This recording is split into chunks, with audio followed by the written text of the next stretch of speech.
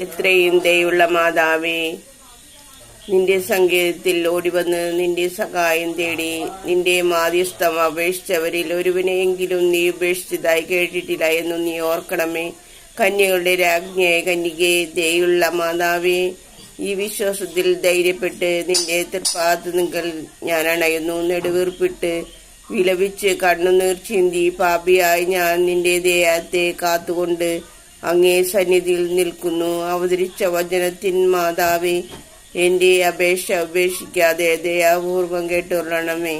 അമ്മേ മാതാവേ, ഞങ്ങളുടെ പ്രാർത്ഥനകൾ കേൾക്കുമാറാകണമേ. ഞങ്ങളുടെ കടബാധ്യതകൾ തീർത്തു തരണമേ.